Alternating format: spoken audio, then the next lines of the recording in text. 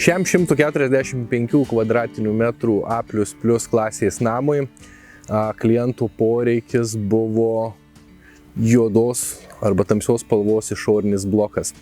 Dėl to šiam namui parinkome Panasonic naujos kartos Aquarea šilumos siurblį 7 kW su integruotu boileriu. Šiame objekte varinių trasų pravedimas buvo ganėtinai komplikuotas, kadangi statytojas buvo numatęs varinės trasas pravesti per žemėje įkastą kanalizacijos vamzdį. Dėl to visus varinius vamzdelius tiek šilumos siurbliui, tiek kondicionieriams turėjome pravesti per ribotų ploto angą. Tačiau šis darbas mums pavyko, pravedėme visas varinės trasas per numatytą vietą.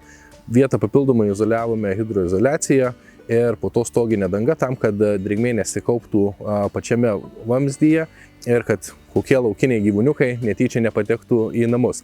Toliau atvykus į šį objektą, dėl to, kad išorinis blokas yra tamsios spalvos, parinkome tamsios spalvos pastatomą kėdutę, ant kurios sumontavome šilumos siurblį.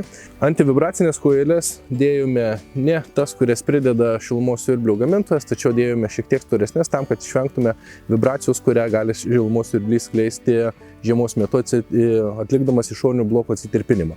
Visas varinės trasas įdėjome į juodą izoliaciją, į juodą gofrą, tam, kad jinai būtų apsaugota nuo ultravioletinių spindulių ir nuo paukščiukų, kurie įprastas baltas izoliacijas nuo varinių trasų dažniausiai nulesa ir nusineša į savo lizdelius. Tai prie šių antracidų spalvos šilumos siurblių mes parinkome Samsung kondicionierius. Klientų poreikis buvo toks, kad kondicionieriai turėtų bevėjų išpūtimo funkciją. Šią funkciją turi Samsung Comfort S2 kondicionieriai, kurie turi būtent bevėjų išpūtimo funkciją. Standartiškai kondicionierių išorinis blokas yra baltas, tačiau kadangi jau prieš tai stovėjęs įrenginys yra tamsesnės spalvos, tai klientų poreikį gyvendinant mes nudažėme išorinį bloką tokia pačia spalva, kad jie nekristų ir neišsiskirtų vienas nuo kitų. Ir lygiai taip pat panaudojome tamsesnės spalvos kėdutę, ant kurios pastatėm išorinį bloką. Prie šių dviejų sistemų taip pat šiame name sumontavome rekuperacinę sistemą. Rekuperacinės sistemos ortakynai buvo išvedžioti statytojų, tai mūsų darbas buvo padaryti tik lauko dalies aprišimą ir sumontuoti patį rekuperatorių.